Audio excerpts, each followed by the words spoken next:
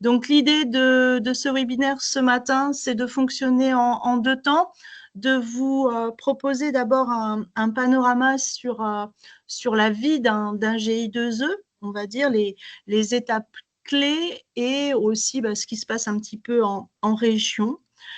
Et dans une deuxième partie, de faire un point sur tout l'univers de la capitalisation et sur les bénéfices d'intégrer donc ce fameux réseau des animateurs, animatrices de collectifs agroécologiques d'Occitanie. Et puis, on va commencer tout de suite donc, sur le panorama et la vie des GI2E. Donc, l'idée, c'est donc de balayer différents points, mais au fur et à mesure, si vous avez des questions ou des demandes de précision, vous n'hésitez pas. Hein, on est là aussi pour éventuellement répondre à vos questions et essayer d'échanger au maximum sur les points qui vous posent interrogation. Cette année, millésime 2024, on a eu énormément de candidatures. Donc, sur le volet reconnaissance, donc labellisation des GI2E, 26 candidatures, 20 GI2E ont été reconnus. Sur l'accompagnement financier, donc l'accompagnement financier, il se décline en 3 volets. L'accompagnement financier pour la construction du projet, c'est l'émergence. Accompagnement financier pour l'animation, la capitalisation de GI2E reconnus, deuxième volet. Et le dernier volet, c'est l'aide financière pour la production en fait, de livrables exemplaires de GI2E aboutis. Donc, vous voyez énormément de candidatures, hein, pratiquement une centaine sur les 3 volets pour l'accompagnement financier, avec un nombre de candidatures retenues suite quand même à une pression de sélection relativement importante pour pouvoir rentrer dans l'enveloppe, hein, qui était au départ de 930 000 euros. On a 17 émergents qui ont été retenus en liste principale, en animation capitalisation 31 dossiers et en production exemplaire pour l'instant 4. Je dis pour l'instant puisqu'on a eu une rallonge, on a eu des rallonges successives, mais on vient d'avoir une dernière rallonge qui vont nous permettre au final de compléter notre liste principale par tous les dossiers qui étaient en attente. Voilà donc sur le millésime 24. Et puis là, on avait pensé avec Elisa de profiter de ce moment de présentation pour que vous puissiez vous présenter chacun avec effectivement le projet que vous animez. Alors, peut-être que pour faciliter les choses, parce qu'il y a quand même pas mal de gens, Oui. je vais les nommer là dans l'ordre qui apparaissent sur l'écran. Donc, on a d'abord Alexandra de l'AFD CUMA de l'Aveyron. Bonjour. Bonjour. Du coup, moi, je suis animatrice à la Fédération des CUMA de l'Aveyron et j'accompagne un groupe d'agriculteurs qui font partie d'une CUMA qui souhaitent travailler sur les sols, donc sur l'implantation des couverts, le changement des pratiques, comment faire face à l'érosion. Et donc, on fait des formations, des journées terrain, des échanges où ils peuvent progresser sur ces thématiques. Merci. Merci. Donc, on a ensuite Anne-Charlotte. Oui, bonjour. Du coup, Anne-Charlotte, conseillère à la Chambre du Tarn-et-Garonne. Moi, j'ai un groupe en émergence de maraîchers qui souhaitent travailler sur l'adaptation de leurs pratiques au changement climatique et après, du coup, tout ce qui est lié à la fertilité, le pilotage de l'irrigation, ces choses-là. Ok, super. Si les autres, vous avez des questions, vous n'hésitez pas aussi à en poser. Hein. Cécile, ensuite. Bonjour, Cécile Kézergue, du coup de la Chambre d'agriculture de l'Aude. Et du coup, nous, on est 2, je crois, animatrices là avec Maëva pour animer le GI2E du terroir de l'Or. C'est plus de 15 producteurs, vignerons indépendants et caves coopératives on a déjà fait une année d'émergence et du coup là c'est pour la reconnaissance.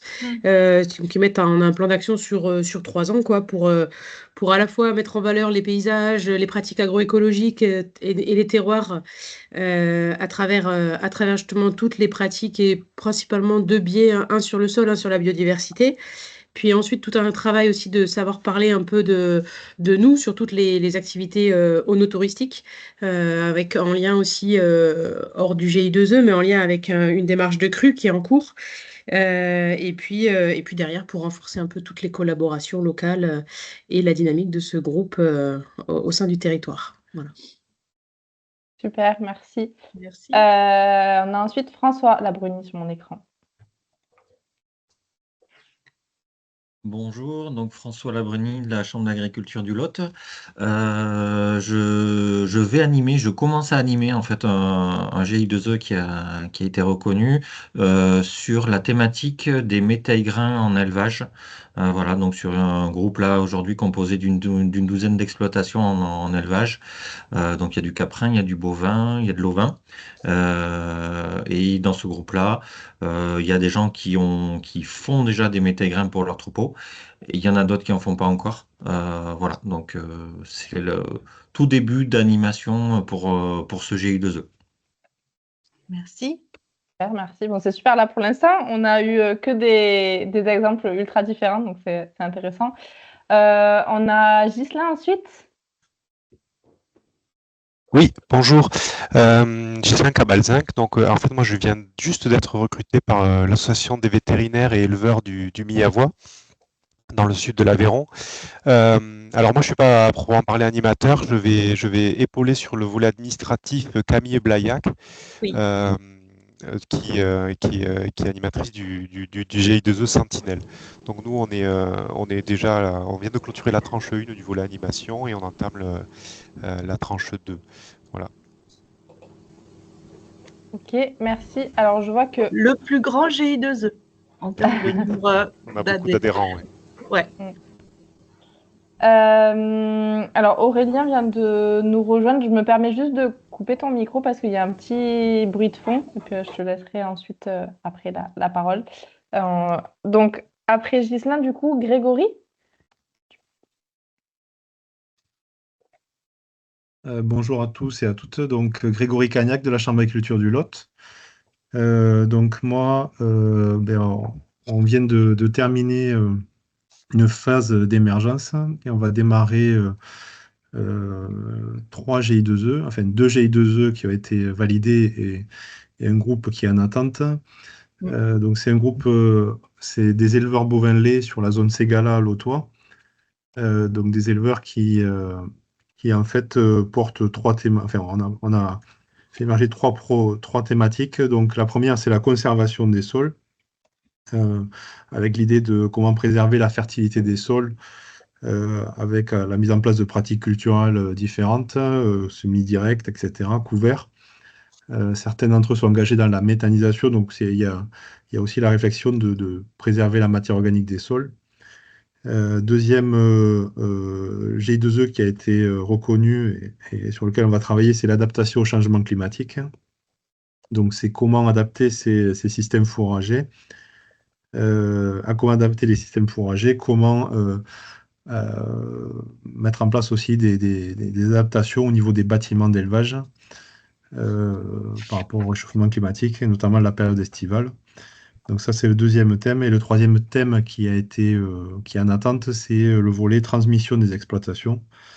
Et donc dans ce volet, c'était comment recréer de l'attractivité pour le métier d'éleveur bovin lait, comment faire le lien sur la transmission des exploitations. Donc il y avait aussi l'idée de travailler en partenariat avec le lycée agricole de la Vinali.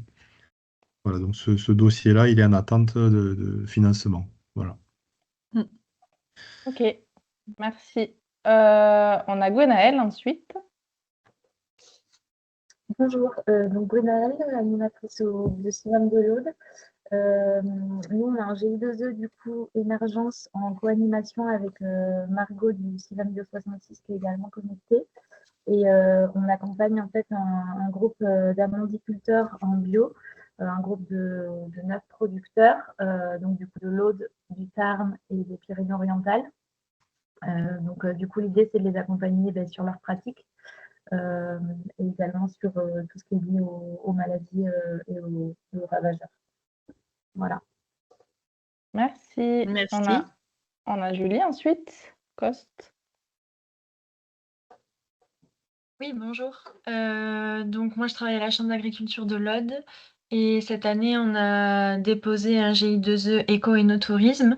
Il y a ma collègue aussi, Cécile, qui est connectée, qui peut peut-être en dire un peu plus sur les aspects techniques. Oui. Ok, c'est ce que tu nous as présenté Oui, c'est juste avant, Cécile, c'est la même chose, d'accord? Ouais, Ok. c'est ça. Terroir de l'Or. Super, ça va. Je suis un peu. Julienne, du coup, qui a réussi à nous retrouver tout à l'heure. Oui, alors moi je travaille avec un groupe de maraîchers, donc Sud-Lozère principalement, une dizaine d'exploitations, et donc sur des thématiques techniques principalement, voilà, autour du changement climatique, hein, eau, sol, biodiversité cultivée, fonctionnelle, etc. Et une thématique plutôt technico-économique avec un regard sur les productions, essayer de faire de l'acquisition de références et du suivi de production pour les producteurs ou les futurs, voilà, les futurs producteurs. Ok, super, merci. Maëva.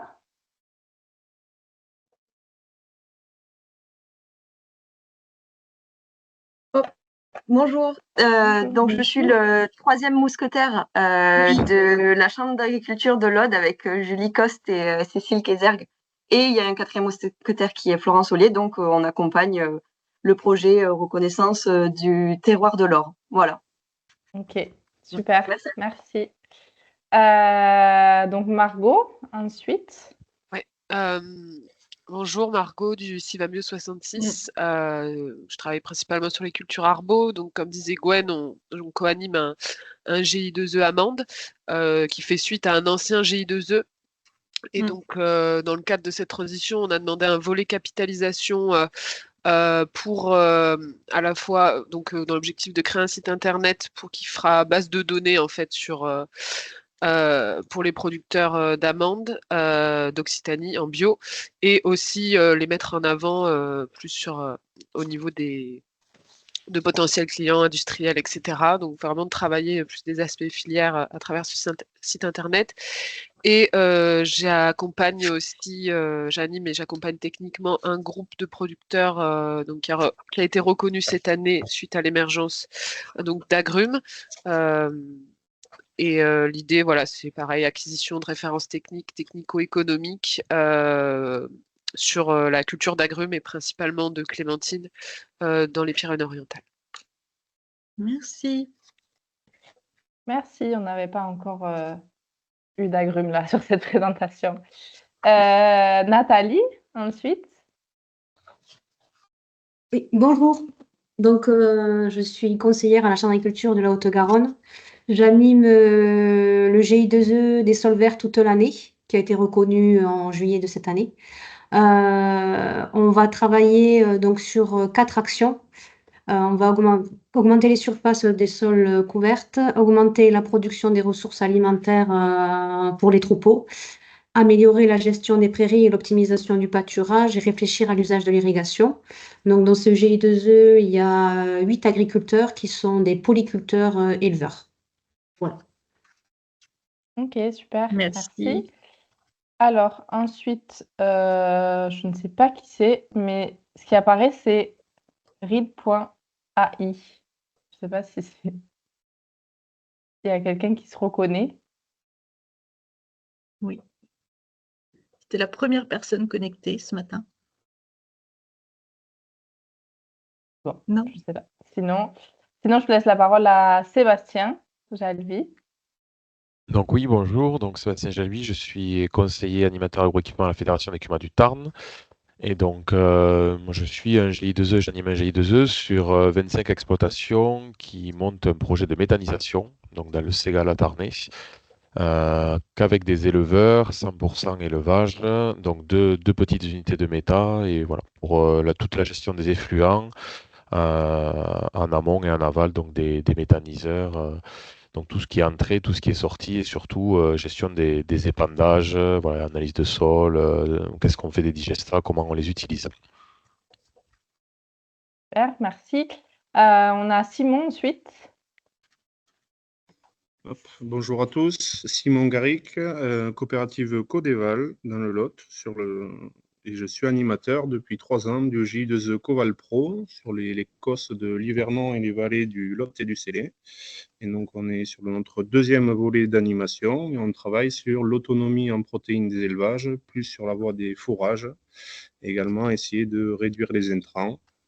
Et également animateur d'un groupe 30 000 en phase d'émergence. Ok, super. Et donc ensuite, pour ceux qui nous ont rejoints, on a donc Aurélien. Non, c'était pas Aurélien. Si, c'est Aurélien à qui j'ai coupé le micro. C'est ça. Bon, c'est ça. Bonjour, désolé pour arriver tardivement. Du coup, moi, Aurélien Fenech, je travaille à l'association Rénova, donc en Ariège, et j'accompagne un collectif d'agriculteurs et agricultrices qui travaillent sur la production d'arbres et d'arbustes champêtres d'origine locale.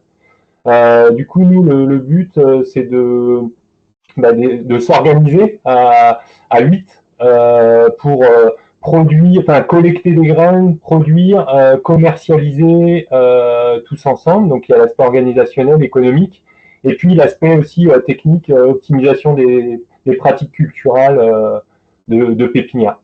Voilà. Et on est du coup GI2E reconnu cet été. Ok, et donc ensuite on a Clara, et je vois que tu n'es pas toute seule. Oui, bonjour.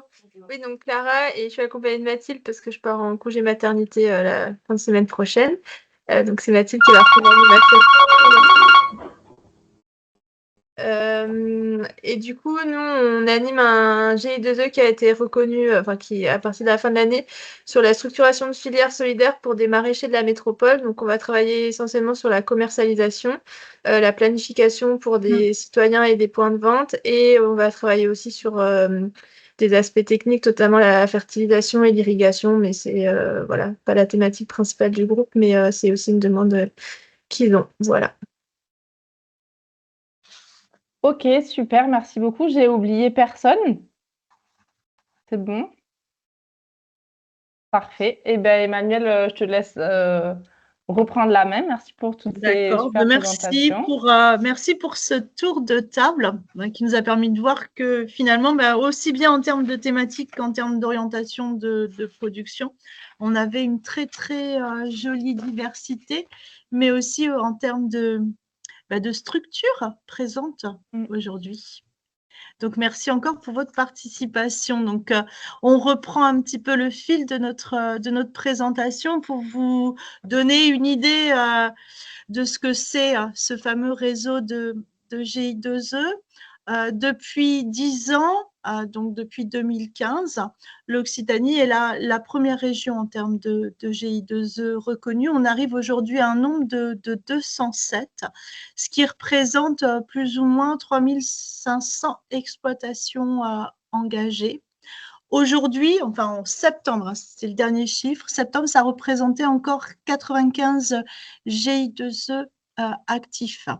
Donc, vous avez au milieu de la diapo là, un petit diagramme, c'est en bleu, ce sont les reconnaissances, et puis en jaune, ce sont le nombre d'émergents qui sont sélectionnés chaque année. Donc, voilà pour les chiffres clés du réseau. Donc, retenir que c'est un dispositif qui est très, très attractif.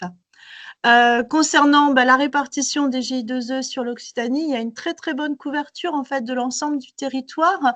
À gauche, vous voyez, c'est le nombre de GI2E par département. Donc là, c'est suivant la localisation de la structure porteuse.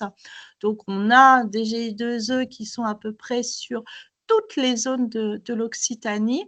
Et sur la diapo, sur la figure de droite, la carte de droite, c'est la localisation en fait de ces collectifs en fonction des exploitations, de la densité au kilomètre carré d'exploitation qui appartiennent à un GI2E. Donc, vous voyez qu'il y a des zones, hein, comme par exemple tout au bout, là, dans le 66, hein, on a une très, très, très forte couverture. C'est une zone en fait viticole. Vous avez aussi donc à la conjonction de différents départements autour de la Haute-Garonne, le département du Gers, et puis vous avez une forte concentration aussi sur l'Aveyron. Voilà. En termes de structure d'accompagnement, on l'a vu, c'est un réseau où il y a une très, très forte représentativité. En termes de structure porteuse, la moitié des GI2E sont portés par des associations, généralement qui sont créées pour le fonctionnement du GI2E et pour représenter les agriculteurs membres du collectif. Vous avez sinon, en termes de structure porteuse, tout ce qui peut être coopératif, CIVAM, CUMA, GDA, des syndicats aussi, des groupements d'intérêt économique, CETA, DEAR. Et en termes de structure d'accompagnement, vous voyez, c'est toute la diversité en fait, des structures de développement agricole qui est représentée dans ce réseau. Voilà, pour cette diapo-là.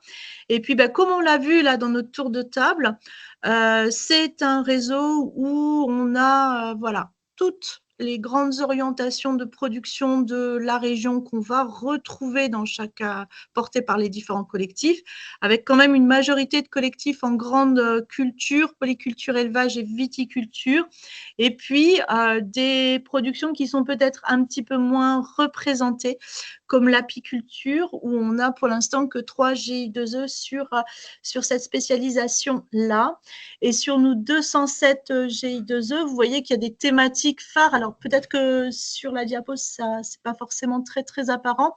La première thématique qui est explorée, c'est l'autonomie alimentaire des élevages. Et la deuxième, la conservation des sols.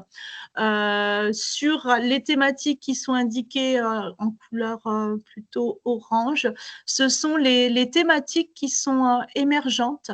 Et ces thématiques émergentes, elles concernent l'adaptation au changement climatique, tout ce qui va être restauration, conservation, préservation de la biodiversité, mais aussi tout ce qui est démarche de territoire et de filière. Voilà.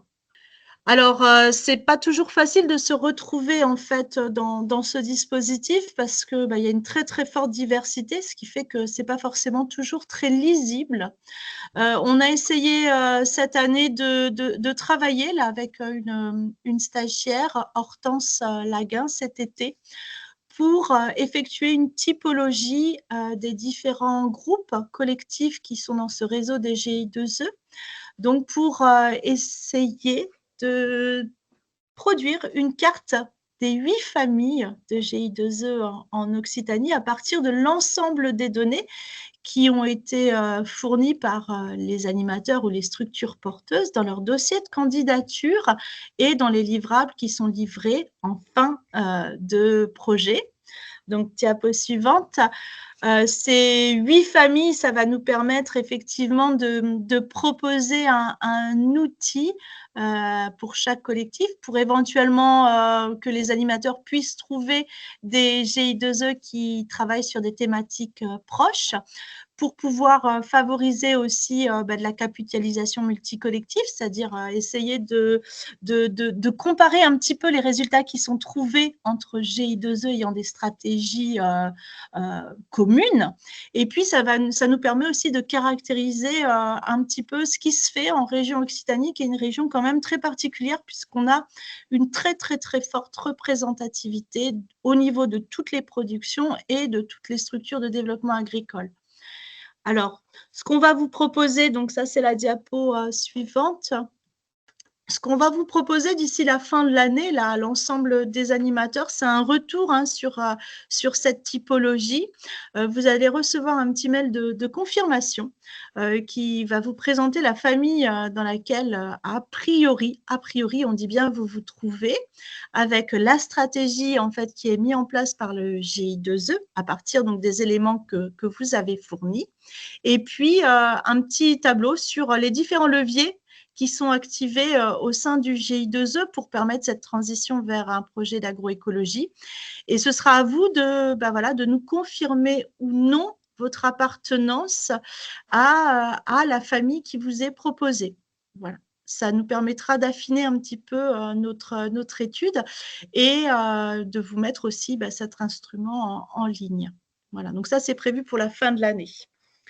Alors, j'ai essayé de vous remettre un petit peu sur une diapo les différents éléments de la vie d'un GI2E, depuis la construction du projet par le groupe, c'est-à-dire sa phase d'émergence, qui va durer normalement 1 an. Donc ça, c'est un accompagnement financier de 12 500 € sur cette période. Cette phase d'émergence aboutit à la production du dossier de reconnaissance. Reconnaissance en général pour 3 ou 6 ans, parfois un peu plus longue, des durées plus longues sur des projets type agroforesterie, mais on reste normalement sur ce pas de temps.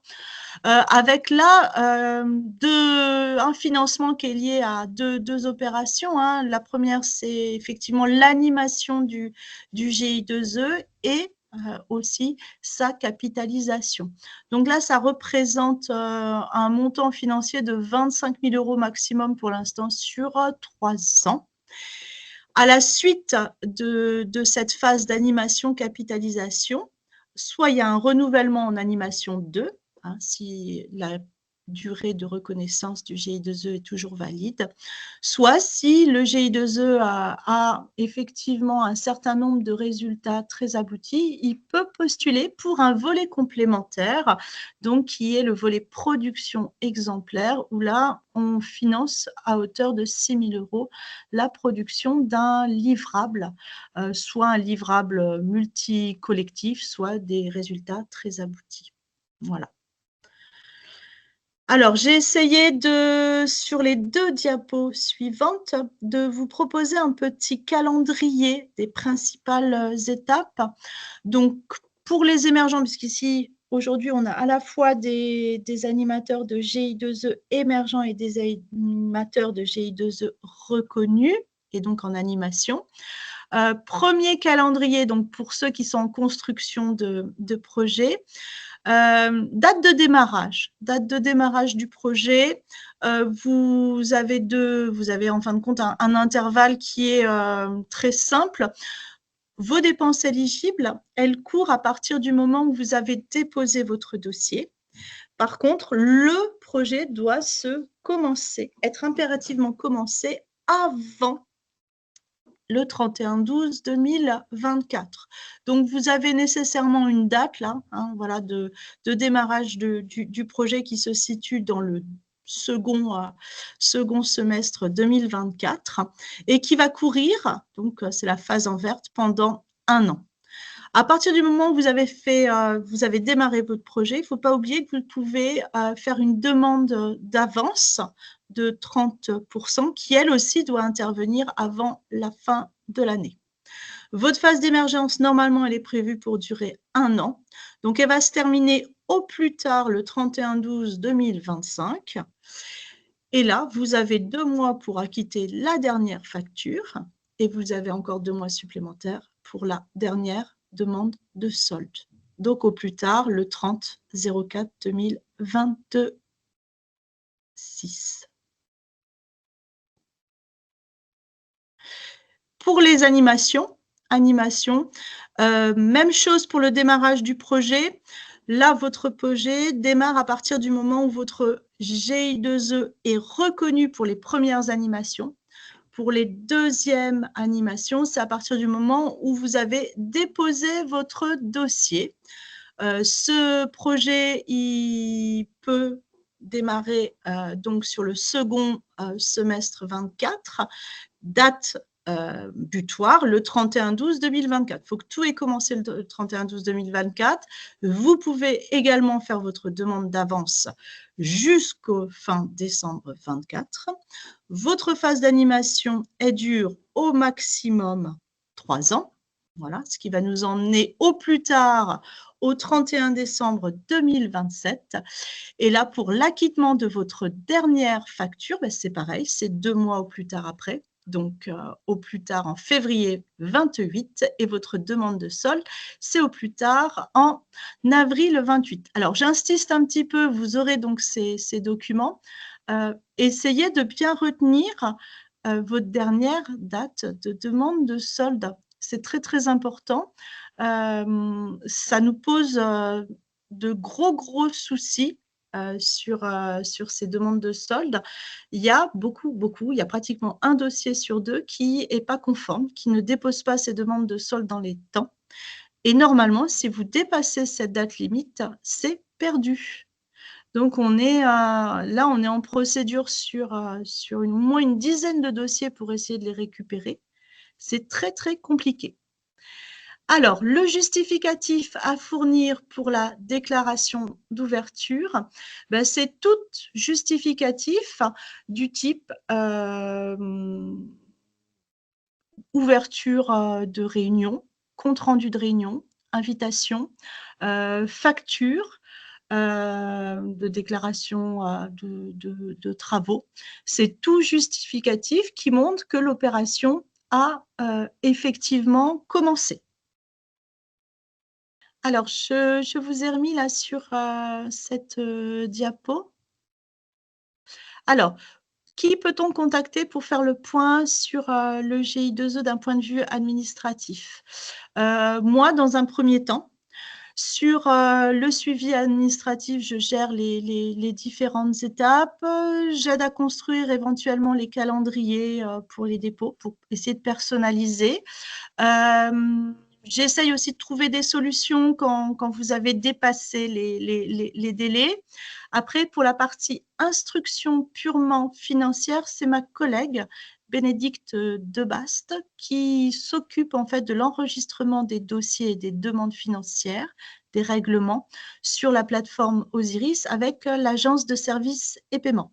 Ce n'est pas directement la DRAF qui va régler les différents versements de l'accompagnement financier. C'est une agence externalisée, donc l'ASP, et qui vérifie également la conformité des dossiers. Voilà.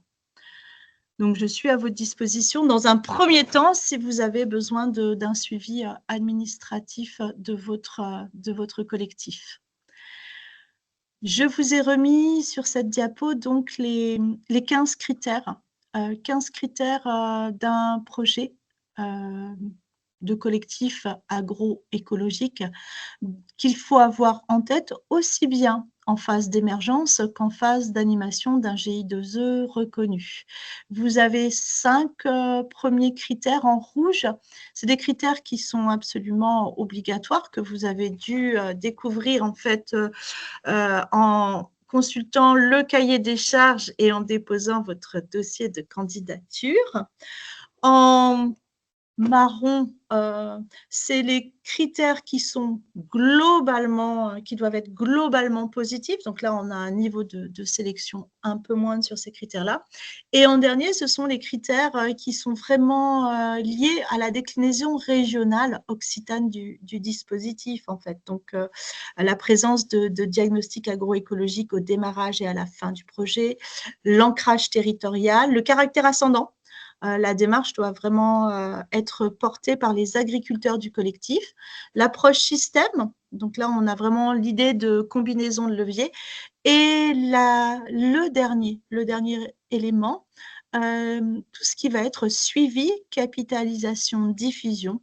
Donc, la présence d'une démarche de capitalisation qui doit être construite dès la phase d'émergence et être mise en application une fois le GI2E reconnu. Voilà. J'ai une question Et je par vais rapport à... passer.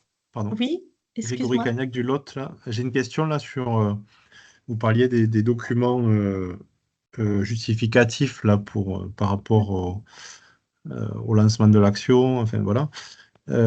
Est-ce qu'il y a une charte graphique ou des logos? Enfin, qu'est-ce qu'il faut respecter en termes de contenu voilà, par rapport Alors, à tous ces éléments? Grégory, on va Oui. voir ce petit point-là, donc l'obligation Ah oui. de publicité. On va en parler dans 3 ou 4 diapos. Donc, Ok. je C'est garde très bien. ta question, qui est une très très bonne remarque, parce qu'on a pas mal de petits points d'amélioration sur cette thématique-là à apporter. Et puis, on y revient d'ici 5 minutes. Vous avez sur la partie gauche de votre diapo les textes où on va faire référence à cette obligation de capitalisation pour le GI2E. Donc, la capitalisation fait partie intégrante du projet du collectif. La structure porteuse du collectif va confier ses résultats à un organisme de développement agricole qui est chargé d'assurer en fait la capitalisation.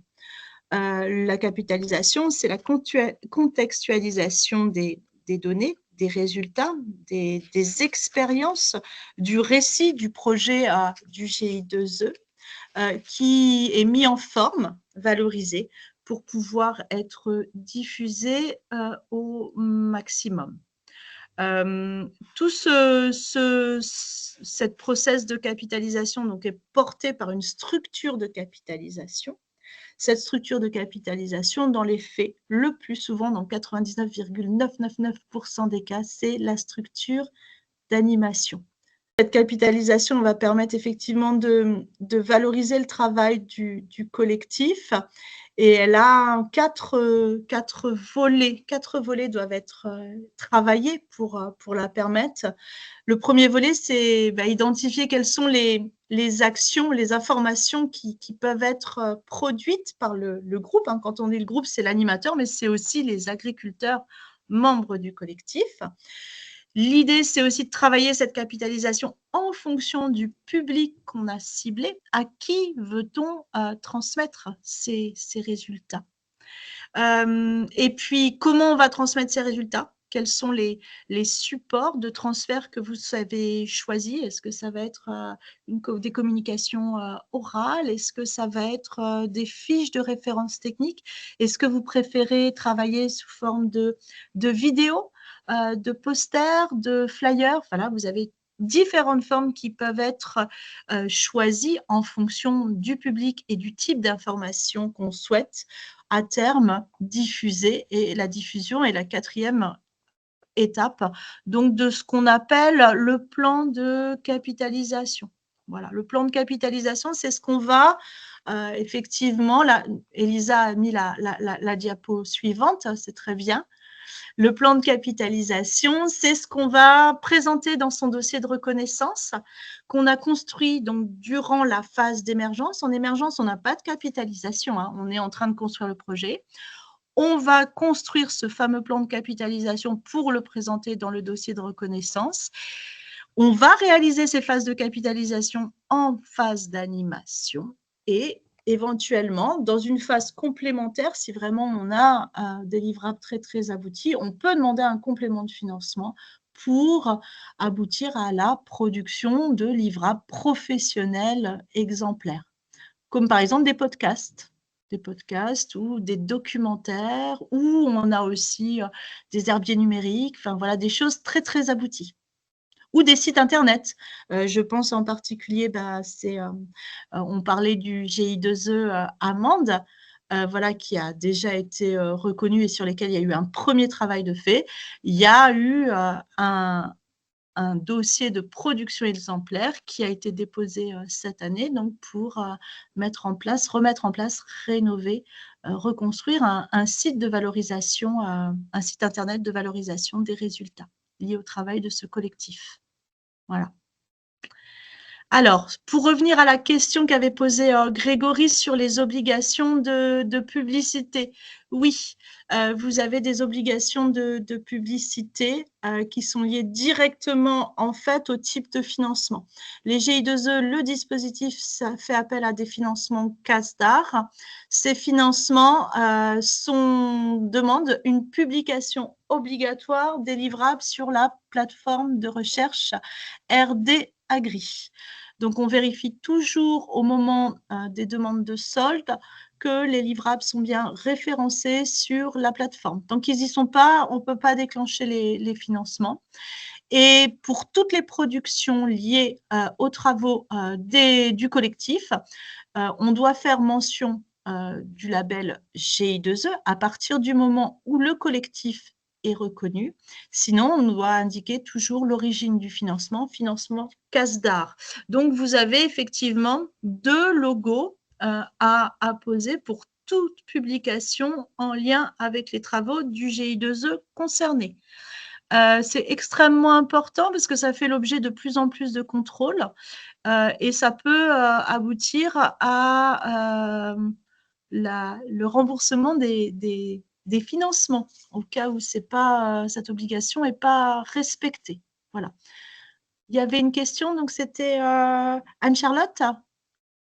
Du coup, donc le logo GI2E, c'est que pour les reconnus, donc pas en émergence, c'est Voilà. ça? Vous ne pouvez pas appeler votre collectif en construction, en émergent, GI2E. Faut faire attention. La labellisation et normalement le logo GI2E, le logo GI2E complet pour un collectif reconnu, c'est bien le logo GI2E avec préfet de la région Occitanie. C'est un label, c'est une certification. Voilà.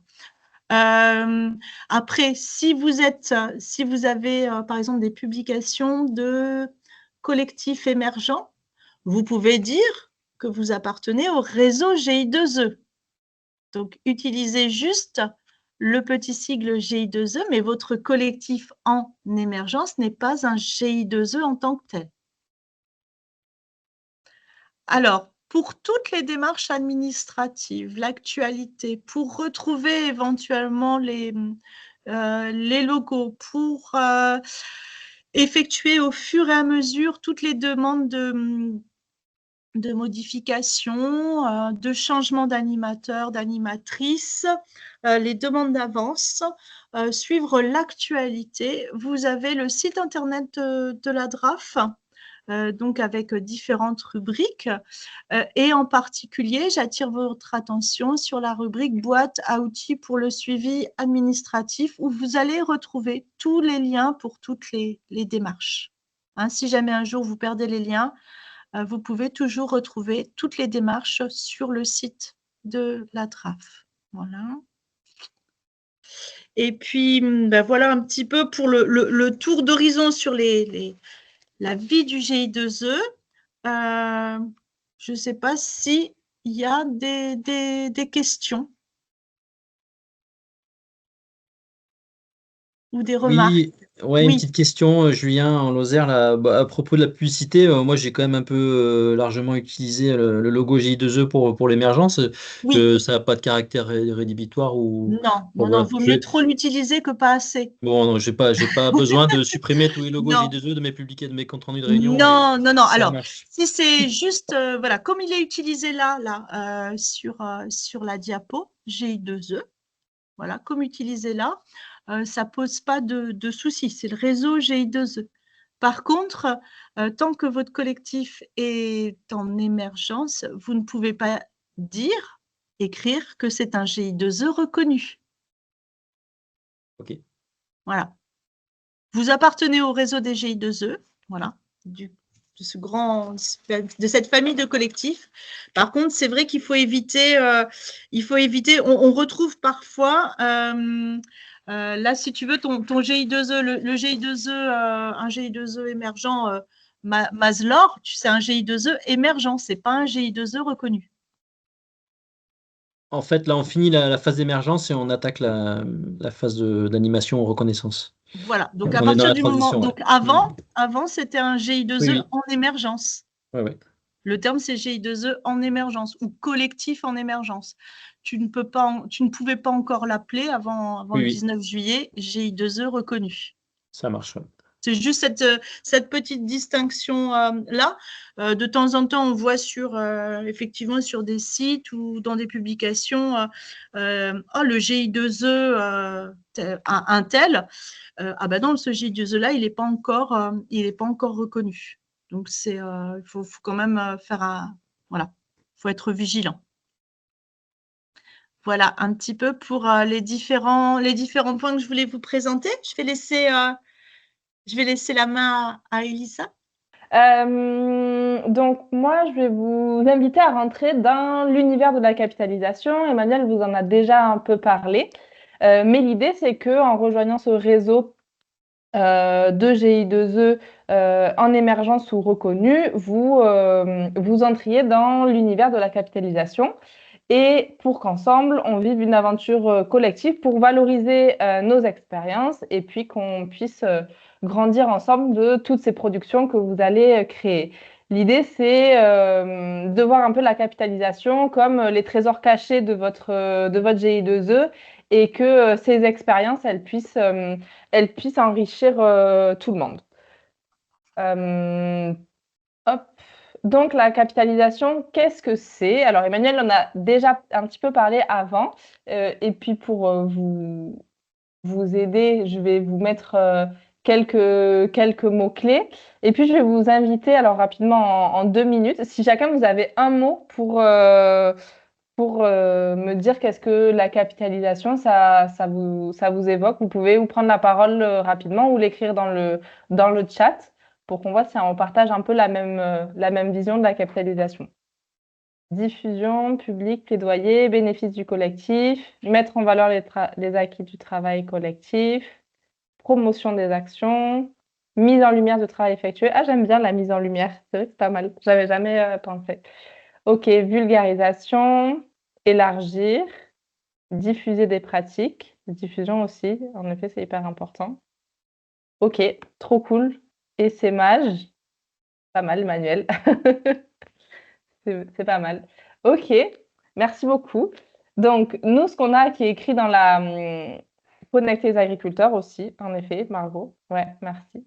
Nous, ce qu'on a, ce qui est écrit dans nos textes un peu réglementaires, c'est de dire que la capitalisation, c'est le fait de contextualiser, de formaliser, de rendre accessibles des informations relatives aux résultats et aux expériences des collectifs d'agriculteurs. Globalement, donc, l'idée, c'est de partager les apprentissages que vous avez dans votre groupe pour les valoriser et assurer en fait la transmission de ce que vous avez appris, de vos résultats. Plus concrètement, comment ça se passe? Donc, vous allez avoir des résultats techniques, vous allez mettre en place des essais, des expérimentations, etc. Vous allez aussi avoir des modes d'organisation. Vous allez peut-être, j'ai entendu tout à l'heure là, en Lozère, travailler avec les lycées agricoles. Vous allez peut-être tester des méthodes d'animation, etc. Donc, vous allez avoir cet ensemble d'expériences, finalement, sous la forme de notes, de relevés de terrain, etc. Et donc, l'idée, c'est d'analyser tout ça et d'organiser tous ces résultats-là pour ensuite avoir des données qui vont être formalisées et organisées dans un livrable. Alors, ce livrable, ça peut être une fiche technique, ça peut être une présentation, ça peut être une vidéo, ça peut être le site internet comme on en a parlé un peu tout à l'heure. Mais l'idée, c'est de pouvoir rendre ces données un peu plus lisibles, compréhensibles par tout le monde. Et en effet, je reprends ce que Cécile a écrit, la vulgarisation, c'est tout à fait l'idée. Et donc ensuite, une fois qu'on a toutes ces données capitalisées, l'idée, c'est d'ensuite aller les diffuser. Puisque c'est Anne-Charlotte qui mettait ça, donc diffuser les pratiques. En effet, ensuite, on va le mettre dans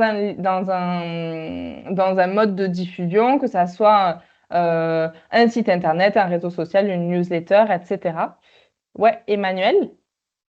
Alors, moi, j'avais une question. Finalement, on sait ce que c'est qu'un livrable. Qu'est-ce qui n'est pas un livrable? Alors, qu'est-ce qui n'est pas un livrable? Ce qui n'est pas un livrable, ça va être notamment tout ce qui est, par exemple, des comptes rendus de journée, des comptes rendus de réunion.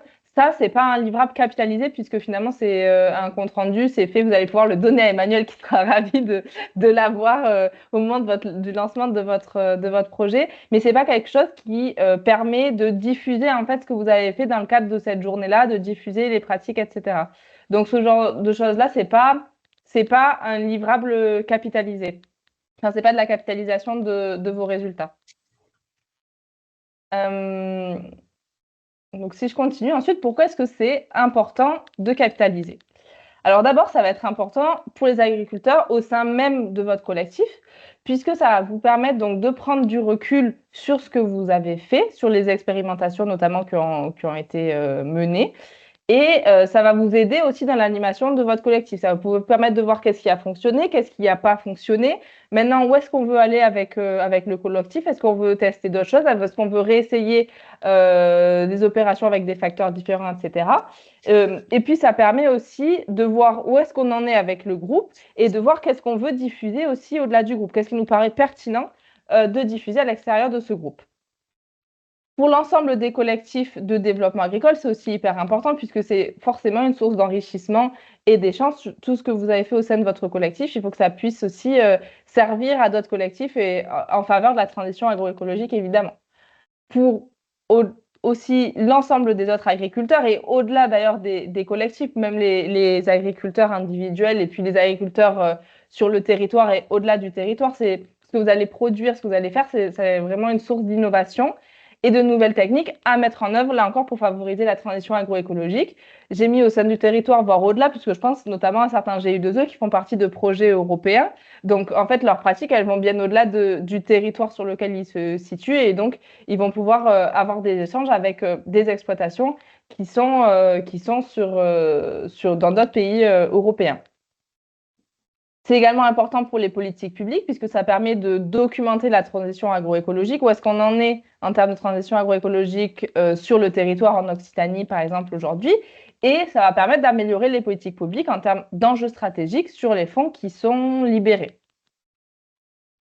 C'est aussi important pour la recherche puisque ça permet de faire le lien entre la recherche un peu théorique et la connaissance appliquée, ce que les agriculteurs vont pouvoir faire, eux, sur le terrain avec leurs machines dans le cadre de leur exploitation agricole, c'est en général très différent de ce qui peut être fait par modélisation ou alors sur une parcelle expérimentale de l'INRAE, par exemple.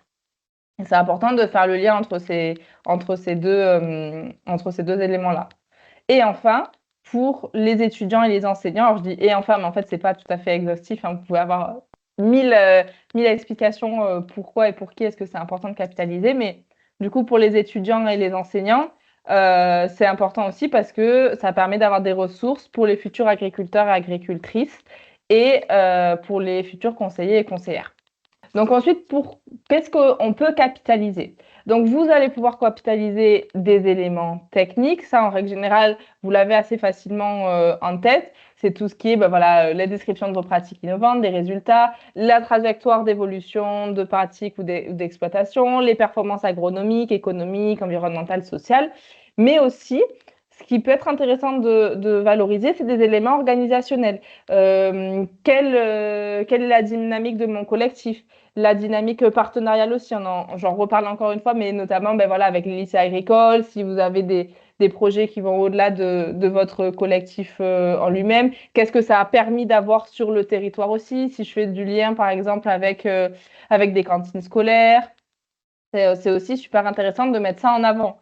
Ce qui peut être intéressant aussi, c'est de capitaliser sur tout ce qui est gestion de l'innovation et des risques associés. Comment on va gérer le risque que prend l'agriculteur en mettant en place une pratique? Est-ce que derrière, il a mis en place d'autres choses pour s'assurer une sécurité? Et puis également, vous pouvez aussi valoriser sur tout ce qui est mise en œuvre du projet, le type d'accompagnement, les méthodes d'animation que vous avez essayées, etc. L'important dans tout ça, c'est quand même de mettre en avant les facteurs de succès, les échecs, les difficultés aussi que vous avez rencontrées. L'idée, c'est pas forcément de capitaliser uniquement ce qui a super bien marché, il faut aussi montrer ce qu'il y a un peu moins marché et comment on peut aller plus loin. Et puis d'identifier donc les leviers. La capitalisation, comment faire? Donc Emmanuel en a parlé, je vais aller très rapidement, à savoir que tout ça, les 4 étapes de la capitalisation, vous allez pouvoir les retrouver dans le guide qui a été créé par la Chambre régionale de PACA, qui s'appelle « Capitaliser les résultats des groupements d'intérêt économique et environnemental, 30 000, etc. » Vous aurez évidemment le diaporama, et dans ce diapo, il y a tout un tas de liens sur lesquels vous allez pouvoir cliquer, avoir accès à des ressources. Mais donc, sur les 4 étapes de la capitalisation, la première, comme l'a dit Emmanuel, identifier les informations capitalisables en se posant 3 questions principales. Est-ce que capitaliser cette information peut être utile? Est-ce que cette expérience est généralisable? Et quelle plus-value ça représente en dehors de mon groupe? Identifier évidemment le public cible en se posant là aussi les questions suivantes. Qu'est-ce que cette information pourrait apporter à ce public? Comment pourrait-il utiliser ses connaissances et ce savoir-faire? Et quels sont les retours attendus et les échanges? Là, c'est très, très important parce que, évidemment, vous n'allez pas parler de la même façon à un autre agriculteur et à du grand public, par exemple. Et ça, c'est très important, du coup, d'identifier le public cible pour ensuite pouvoir produire des supports de transfert, puisqu'en fait, en règle générale, ce qu'on dit, c'est qu'on a un outil par public identifié. Donc, ces outils, ça peut être voilà, une fiche, un poster, une vidéo, etc. Mais dans la vidéo, vous n'allez évidemment pas utiliser les mêmes termes si vous vous adressez à un groupe de professionnels ou si vous vous adressez plutôt à un grand public ou sur un salon. Ou, voilà. Donc, il faut vraiment identifier et adapter en fait, son support au public cible. Et enfin, la dernière étape, c'est donc de diffuser et donc de rendre l'information accessible via le site internet, la newsletter, etc. Vous avez ici un exemple de plan de capitalisation. Emmanuel en a parlé précédemment. C'est hyper important de réfléchir à son plan de capitalisation dès la phase d'émergence, puisqu'en plus, c'est demandé dans votre dossier. Donc là, il y avait eu un séminaire en 2022 qui a été organisé sur comment on construit son plan de capitalisation. Donc, je vous invite à aller voir ce qu'il y a dans ce séminaire. Donc, vous avez le lien juste ici et je n'en dis pas plus sur le plan de capitalisation. Si vous avez évidemment des questions, vous pouvez ensuite revenir vers moi. Et je vous ai mis également ici des exemples de capitalisation. Donc, vous avez ici différentes vidéos, vous avez des fiches, vous avez par exemple des publications sur les réseaux sociaux ici, Bois Paysan, j'ai lu Bois Paysan. Vous avez des journées techniques comme par exemple Innovation. Donc voilà, pareil, ça, il y a des liens, c'est cliquable et vous pouvez avoir accès à tous ces livrables-là. Les vidéos aussi, vous pouvez aller les voir. Là, il y a encore une autre vidéo que je vous ai mis que vous pourrez regarder qui dure une dizaine de minutes et qui est issue de l'appel à projet production exemplaire dont Emmanuel vous a parlé précédemment. Hop, donc on ne va pas la regarder, même si elle est super bien faite. Hop, voilà. Vous avez également donc les podcasts, notamment le podcast Comme un lien, fait par le Suivam, donc le podcast qui donne la parole au collectif d'agriculteurs, qui est très bien fait et que je vous invite à aller écouter. Et ensuite, donc nous, dans le cadre de notre travail de coordination de la capitalisation, on a souhaité qu'en intégrant le réseau, vous puissiez bénéficier de tout un tas de dispositifs pour faciliter votre mission d'animateur et d'animatrice. Alors, est-ce que la mise en place d'une application mobile pour la mise en réseau des agriculteurs DGI2E avec la structure est un livrable capitalisable? Alors, je ne suis pas sûre de comprendre ta question. Ghislain, si tu peux... Oui, c'est en fait une appli mobile qui permet aux différents agriculteurs. Nous, on a beaucoup d'agriculteurs impliqués dans le GI2E et du coup, c'est de faire circuler l'information entre eux et aussi avec les partenaires extérieurs de la structure au GI2E. Ok, bah oui, carrément. Alors, je dirais que c'est pas un livrable en soi, c'est plus une façon de diffuser l'information, mais ça rentre complètement. C'est une manière de capitaliser et de diffuser l'information avec les agriculteurs de son réseau et avec les partenaires. Tout à fait. Oui, Emmanuel, tu voulais dire autre chose? Oui, non, je disais que ce type de livrable est tout à fait reconnu, hein. Et en fait, il suffit de mettre soit l'exemple, soit le lien en fait sur RD Agri pour que ça puisse être validé, même si effectivement certaines parties de ces applis mobiles sont réservées, on va dire, entre guillemets, aux adhérents du GI2E eux-mêmes. Mais on a d'autres GI2E qui fonctionnent sur ce principe-là et qui ont mis ce type de livrable déjà en opération et c'est donc bien reconnu, il n'y a pas de souci. Et tu peux d'ailleurs capitaliser là-dessus en disant que vous avez mis ça en place et voilà comment ça a fonctionné, voilà ce que ça a permis, ça a facilité les échanges, etc. Et voilà, et capitaliser sur cette application mobile aussi. C'est tout à fait possible et ça serait super intéressant aussi de diffuser. Du coup, sur les divers dispositifs que l'on met en place pour faciliter vos missions, on a regroupé tout ça dans un guide qu'on est en train de terminer de mettre à jour. On espère qu'il sera à jour très très prochainement. Mais donc dans ce guide, vous allez trouver l'ensemble des outils qu'on vous propose, qui sont les suivants. Et donc, je vais essayer de rentrer un peu rapidement dans le détail de chacun de ces outils-là. Donc, tout d'abord, on vous propose des webinaires comme celui que vous êtes en train de suivre, qui sont tous sur le site, enfin plutôt la chaîne YouTube Agroécologie Occitanie.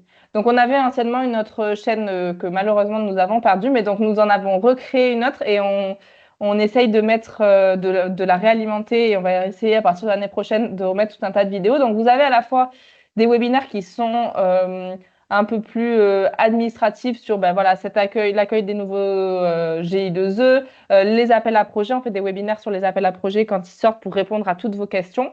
Et puis, on a également des choses plus sur l'agroécologie, par exemple, en Occitanie, avec là des exploitations 30 000 ou des outils d'animation ici avec IPM Works, pardon, qui est un projet européen. Donc voilà, vous avez tout un tas de vidéos que vous pouvez revisionner si vous n'avez pas pu assister au webinaire.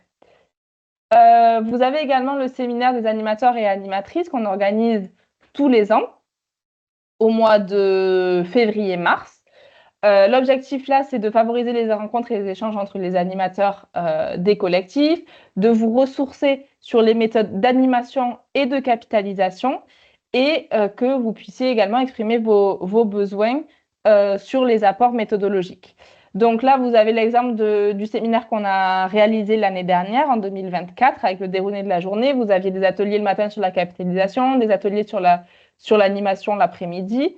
Et donc, pour l'année prochaine, vous pouvez dès à présent le noter. Vous êtes invité le 13 mars 2025 à nous rejoindre pour le séminaire de l'édition 2025, du coup. Voilà. Ensuite, donc, vous avez les journées filières. Là, ma souris, je l'ai perdue. Mais donc, les journées filières, ce qu'on vous propose, là, pour le coup, c'est encore des journées, mais c'est différent. Là, ça va être plus pour échanger sur des sujets techniques. Donc, vous allez rencontrer vos pairs qui vont travailler sur la même filière que vous. Et vous allez pouvoir échanger sur des pratiques agroécologiques spécifiques à la filière qui sont mises en place dans d'autres collectifs sur la réduction d'utilisation des produits phytosanitaires. Là, vous avez par exemple donc, la prochaine journée filière qui est prévue donc, le 17 décembre 2024, affrontons sur les grandes cultures et politiculture élevage, où vous avez tout un tas d'animations et d'ateliers qui sont prévus. Et puis le 7 janvier dans le Tarn, ça sera sur la fertilité et la vie du sol. Voilà. Et ensuite, vous avez également à disposition donc, l'agenda de l'agroécologie. Ça, c'est un agenda qu'on a mis en place sur le site de la Chambre régionale d'agriculture d'Occitanie et sur lequel sont recensés l'ensemble des événements en lien avec la transition agroécologique sur le territoire et même d'ailleurs au-delà. Donc là, vous voyez, vous retrouvez par exemple pour demain, il y a une journée innovation, découvrez l'irrigation de demain. Et puis, vous avez des choses qui vont jusqu'à, par exemple, décembre, et puis même sur l'année prochaine. Voilà, donc c'est c'est vraiment tous les réseaux qui peuvent publier sur cet agenda. Et d'ailleurs, si vous avez des événements, des journées techniques, des choses que vous faites dans le cadre de votre collectif, n'hésitez pas à publier ici aussi. Il vous suffit ici de cliquer sur « Remplissez le formulaire en ligne » et donc là, vous allez arriver sur un formulaire que vous n'avez plus qu'à remplir et nous, ensuite, on va pouvoir le publier sur le site internet pour que tout le monde puisse y avoir accès. Et ce qui est intéressant aussi, c'est qu'ensuite, nous, on va le valoriser dans le cadre d'une newsletter. Donc, on réalise une newsletter tous les mois. Je vais vous montrer à quoi ça ressemble ici. Donc, voilà, la newsletter, elle ressemble à ça. Si vous n'êtes pas encore inscrit à la newsletter, n'hésitez pas à m'envoyer un mail pour vous y inscrire. En règle générale, donc, cette newsletter, elle paraît le deuxième vendredi du mois à chaque fois. Vous avez donc un focus au tout début, un encart focus. On va faire un focus sur un sujet en particulier. Là, par exemple, vous voyez, on avait fait un focus sur le webinaire phyto et biodiv. Vous avez ensuite un encart sur toutes les actualités. Et donc là, c'est des actualités de vos collectifs. Donc, je vous invite vraiment à, si vous publiez des choses, si vous faites un livrable, si vous capitalisez des résultats, n'hésitez pas à me le faire savoir. Et comme ça, on pourra le mettre dans cette newsletter-là et donc le diffuser. Aujourd'hui, on a près de 400 destinataires de cette newsletter. Donc, c'est super intéressant. On a également une rubrique vidéo du mois. Et enfin, les dernières rubriques, ce sont sur les appels à projets. Donc, des appels à projets qui peuvent vous intéresser, que ça soit pour avoir accès à des financements divers et variés ou sur les appels à projets GI2E et groupe 30 000.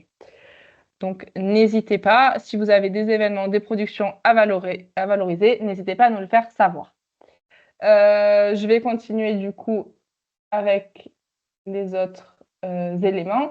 Donc, pour retrouver les collectifs, vous pouvez aller sur collectifagroécologie.fr. Donc, si vous ne connaissez pas encore ce site internet, quand vous y allez, vous tombez sur une carte ici qui est interactive. Je vais vous la mettre en grand écran, comme ça, vous verrez mieux. Et donc, cette carte, elle recense l'intégralité des collectifs que vous avez en France et qui ont été reconnus. Donc, vous pouvez filtrer, par exemple, là, si je cherche uniquement les GI2E et que je cherche par thématique, par exemple, je cherche, je ne sais pas, n'importe quoi à l'apiculture. Tout à l'heure, Emmanuel disait qu'il y avait très peu de GI2E reconnus en apiculture. Et donc, je vois en France tous ceux qui apparaissent et je peux cliquer dessus. Donc là, par exemple, dans le Gard, on en a deux, donc durabilité de l'apiculture et autonomie de l'abeille en milieu changeant, sélection d'une abeille adaptée aux conditions apicoles. Voilà, par exemple, si je clique dessus, eh bien, je peux avoir toutes les informations relatives à ce GI2E, donc le nombre d'agriculteurs engagés, les thématiques de travail, et vous avez également le nom de l'animateur ou de l'animatrice qui travaille sur ce GI2E, donc ça peut vous permettre aussi de créer du lien et de savoir ce qui se fait ailleurs. Et puis, vous avez un lien également avec la plateforme RDAgri. Donc, cette plateforme, Emmanuel vous en a parlé précédemment. Donc, vous êtes obligé donc, de publier vos livrables sur la plateforme. Et donc, il y a un lien qui est fait avec donc, votre structure. Quand vous allez sur le site collectif agroécologique, on peut avoir, via votre collectif, accès à l'intégralité de vos livrables. Voilà, par exemple, là, vous voyez tous les livrables qui ont été faits dans le cadre de GI2E, de ce GI2E. Sur cette plateforme RDAgri, vous pouvez aussi avoir une entrée un peu différente. Alors, pour être très honnête, le moteur de recherche ne marche pas très bien aujourd'hui, mais on est en train de travailler à ce qu'il puisse être amélioré. Donc, ça, si vous avez des retours, on est preneuse, parce que même nous, on en fait. Mais du coup, dans l'idée, vous pouvez donc aller rechercher, par exemple, via votre organisme ou alors via une région en particulier. Par exemple, si je mets l'Occitanie je dis n'importe quoi, en 2019, mais là, je vais voir tout ce qui concerne l'Occitanie en 2019, chiffres repères, Tarn-et-Garonne, agriculture, etc. Voilà, donc n'hésitez pas, vous pouvez aussi rechercher par mots-clés là-dessus. Voilà, si vous souhaitez chercher des livrables en particulier, n'hésitez pas à utiliser cette plateforme et à nous faire remonter s'il y a des choses que vous souhaiteriez améliorer. Emmanuel? Oui, sur RDAgri, à partir du moment où votre GI2E est reconnu, vous avez un code un code qui identifie votre collectif et qui rattache toutes vos productions à ce collectif. En émergence, parfois, on a production de références, voilà, de livrables, même si on n'est pas obligé de faire de la capitalisation. Et donc, généralement, ce qui se fait, c'est que vos résultats ou vos logiques de récit de groupe en construction, vous les rattachez après, une fois que vous êtes reconnu. Sinon, si vous souhaitez les valoriser et les communiquer à un grand nombre, vous pouvez toujours aussi publier quand vous êtes en émergence sur la newsletter. N'hésitez pas à l'alimenter. Et donc, au fur et à mesure, vous pouvez déposer ces productions, soit sur RD Agri, soit sur la newsletter, en continu. On n'est pas obligé d'attendre la fin du projet pour publier, au contraire. Merci, Ouais. Lisa. Tout à fait. Non, mais merci Emmanuel pour cette précision. En effet, c'est toujours plus intéressant de connaître où est-ce que votre GU2E en est, où est-ce que vous en êtes dans la vie de votre collectif. Donc ensuite, un autre outil qui a été mis en place cette fois-ci par la Chambre régionale d'Occitanie, ça s'appelle Aglaé. Et donc l'idée, c'est de capitaliser, de mettre en lumière les pratiques agricoles innovantes pour la filière grande culture, polyculture et élevage, et puis il y a quelques éléments également sur l'arboriculture. Donc l'idée, c'est que vous envoyez donc une pratique intéressante qui a été testée dans le cadre de votre GI2E. Elle va passer par un comité d'experts qui est constitué de chercheurs de l'INRAE. Il y a également des instituts techniques. Il y a tout un tas de partenaires d'organismes de développement. Donc c'est pas uniquement la chambre régionale de l'agriculture. Et donc le comité d'experts va quelque part valider cette pratique. Et donc ensuite, on va pouvoir réaliser avec Aglaé, faire des fiches témoignages et des vidéos témoignages. Donc là, c'est une de mes collègues qui vient sur le terrain avec vous pour réaliser ça. Donc on vous aide clairement à capitaliser vos résultats. Elle prend du temps avec vous pour faire ça. Et donc ensuite, c'est publié sur le site internet. Donc les thématiques aujourd'hui, c'est des thématiques de réduction des produits phytosanitaires, mais aussi d'amélioration et de maintien de la qualité du sol. Et si vous avez d'autres choses à capitaliser, vous pouvez toujours contacter Mélanie Lobietti pour lui proposer des choses. Elle sera ravie de vous accompagner. Voilà. Quelques mots rapidement sur Unisson. Unisson, c'est donc le sens de la bannière commune. En fait, c'est un logo, un label qui permet de labelliser les démarches agroécologiques pour un changement durable de pratiques agricoles sur le terrain et pour renforcer la valorisation et la diffusion. L'idée, là, c'est de fédérer un réseau d'acteurs d'Occitanie, puisque c'est porté par la DRAF et la CRAO, mais en fait, il y a tout un tas d'acteurs derrière Unisson. Et l'idée, c'est donc de rassembler les voix de partenaires engagés pour la transition agroécologique et de porter à l'unisson cette démarche commune d'agriculteurs et d'agricultrices. Donc, n'hésitez pas, si vous allez sur un salon et que vous avez des pratiques à mettre en avant, à me solliciter pour voir si vous pouvez utiliser le label Unisson. D'ailleurs, Unisson a lancé l'année dernière un appel à projet. Je pense qu'ils le referont cette année pour vous permettre d'avoir des financements pour réaliser notamment des kakémonos, des éléments comme ça pour mettre en avant ce que vous avez fait dans vos collectifs. Et à l'inverse, si vous allez sur un salon et que vous voyez qu'il y a un stand d'Unisson, sachez que vous pouvez retrouver derrière des pratiques agroécologiques portées par divers partenaires. Donc là, il y a des exemples de ce qui avait été fait en 2023-2024. Des organisations de journées techniques multipartenariales, la présence sur des salons professionnels agricoles également. Voilà. Et pour terminer, donc le calendrier pour 2024-2025. Donc vous avez les journées filières dont je vous ai parlé, qui sont prévues 17 décembre et le 7 janvier. Vous avez également donc le 13 mars le séminaire annuel méthode d'animation et de capitalisation. Vous avez également l'appel à projet GI2E et groupe 30 000 qui va ouvrir premier trimestre 2025.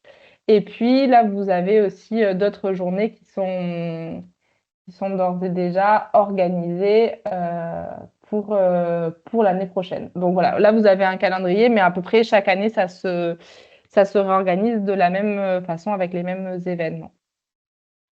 Voilà, et ensuite je vous laisse avec cette question. Quel dispositif vous intéresse le plus et est-ce que vous avez besoin d'autre chose Merci, ouais. Ouverture de l'appel à projet en février 2025 pour les GI2E. Et est-ce que vous aurez donc besoin d'autres dispositifs pour vous aider dans l'animation et la capitalisation de vos collectifs? Voilà, la parole est à vous. Si vous avez des questions, n'hésitez pas à prendre la parole ou à la mettre dans le chat. Excusez-moi, je reviens sur le guide là. Le guide, il sera accessible sur le site de la Chambre régionale là, où il sera Ouais, alors accessible. le guide, de toute façon, je vais vous l'envoyer avec voilà, avec le diaporama. Il est aussi accessible en effet sur le site de la Chambre régionale et il est accessible aussi sur la page régionale de collectifs agroécologiques, puisqu'en fait vous avez ici, hop, une page, des pages régionales. Vous pouvez choisir par exemple l'Occitanie et là vous avez tout un tas de ressources. Je ne suis pas allée dans le détail, mais vous avez voilà, tout un tas de ressources également et vous avez par exemple ici le guide pour accompagner les animateurs. Donc là vous allez pouvoir tout retrouver également. Voilà. Oui, le guide, il est en cours de réactualisation, mais la version là qui est disponible, voilà, il y a déjà tous les éléments, hein, Elisa, dedans. Oui, oui, voilà, tout à fait. vous pouvez le consulter. Après, on fait une réactualisation, mais entre guillemets, voilà, c'est à la marge, hein, d'accord? Oui, oui, c'est ça. C'est pour, si vous voulez, c'est pour mettre à jour les chiffres et puis les dernières choses qui ont changé là sur les dernières années, notamment par exemple l'Aglaé, le fait que le dispositif avant était plutôt sur la réduction phyto, que maintenant ça s'ouvre sur le travail du sol, enfin, ou en tout cas la vie du sol, non le travail du sol, etc. C'est plutôt à la marge, mais en tout cas, vous avez accès à l'ensemble des outils. Ça n'a pas changé. Voilà. Après, il ne faut pas hésiter à nous contacter, Elisa ou moi, au fur et à mesure de l'avancée de votre démarche. Si vous avez besoin d'exemples, si vous avez besoin de validation, si vous avez besoin d'être mis en relation avec d'autres collectifs qui ont des démarches peut-être un petit peu voisines des vôtres. Alors, il y a des stratégies qui peuvent être parfois communes, même si au final les productions au départ ne l'étaient pas. Enfin voilà, il ne faut pas hésiter.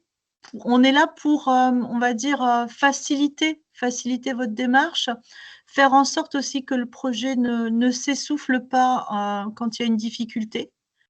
Les difficultés elles sont sur la durée de mobilisation parfois du collectif. Parfois, on avait prévu certaines actions et puis finalement, ça ne se passe pas tout à fait comme on avait décidé au départ avec les agriculteurs qui étaient engagés. Parfois, on va au-delà de ce qui était prévu. Donc, c'est vrai qu'entre le projet qui est déposé en candidature au départ, que ce soit en émergence ou en reconnaissance, et puis après, ce qui va se traduire dans les faits au fur et à mesure de la vie et du déroulement du projet du GI2E, on a parfois des différences. L'important, c'est que surtout la dynamique ne s'arrête pas. Il n'y a pas de bonne ou mauvaise transition en agroécologie. Il y a juste voilà, des collectifs qui arrivent à aller voilà, jusqu'au bout de ce qu'ils ont envie de faire avec leur animateur. Donc, c'est important voilà, de ne pas se laisser décourager à la première difficulté ou s'il y a des changements notables, de les identifier et puis de nous les communiquer. Voilà. Donc, l'idée, c'est vraiment qu'on soit dans un processus d'accompagnement de vos démarches au mieux. Aurélien, n'hésite pas à prendre la parole. Oui, du coup, moi, j'avais une question par rapport aux actions notamment. Est-ce que par rapport aux actions qu'on a pu mettre lors de la réponse à l'appel à projet, et maintenant en fait, donc il s'est passé presque 6 mois, et est-ce que c'est possible de remplacer certaines actions par d'autres actions? Enfin, si on les identifie maintenant, disons, est-ce que avant que voilà justement en phase de démarrage du coup du GI2E, est-ce qu'on peut remplacer des actions ou ajouter des actions? Voilà. Tout à fait. Tout à fait. En fait, on peut au fur et à mesure, et c'est dans la plupart des cas, c'est ce qui arrive, on peut effectivement avoir des modifications de son plan d'action. L'idée, c'est de bien les identifier au fur et à mesure, qu'on n'ait pas de mauvaises surprises à la toute fin du GI2E. Ouais. Voilà, qu'on ait quand même, si on a vraiment des différentiels importants entre ce qui était prévu et ce qui est réalisé, qu'on ait pu avoir une trace en fait des validations au fur et à mesure. Voilà, c'est important pour le bilan final. Mais oui, c'est tout à fait possible, hein. Et le dispositif est conçu pour ça. Ok, très bien. Et est-ce que je peux enchaîner par une autre question ou il y a d'autres mains levées, je sais pas. J'ai vu une main levée, mais je ne sais pas qui c'est. Non, mais je crois que c'est toi, Aurélien, donc tu peux Ouais. poursuivre. Alors moi j'avais une autre question, c'était par rapport à la partie administrative. Oui. C'est-à-dire que je parlais avant d'actions. Donc certes, il y a des actions où on va faire de l'animation collective sur un certain nombre d'actions. Mais il y a aussi dans le GI2E, et là, du coup, moi je suis en train de travailler dessus, notamment la clôture de l'émergence et le démarrage du GI2E. Il y a il y a quand même pas mal d'administratifs à faire. Et je me demandais à quel point il pourrait y avoir en fait certes, du coup, c'est pas de l'action collective, mais c'est quand même beaucoup de temps. Et je me demandais, comment ça peut être pris en compte parce que l'animateur se retrouve à faire pas mal d'administratif, quoi. Et voilà. Et ça rentre pas dans des actions, donc c'est pas finançable. Voilà. Du coup, je voulais savoir en quelle mesure ça avait déjà été réfléchi. Et voilà, est-ce que ça peut être valorisable voilà. Ça a déjà été réfléchi puisque tu as en fait un intitulé de catégorie d'action qui s'appelle pilotage. Pilotage. Ouais. Donc, d'accord. Tu peux avoir du temps prévu pour effectivement piloter tes actions.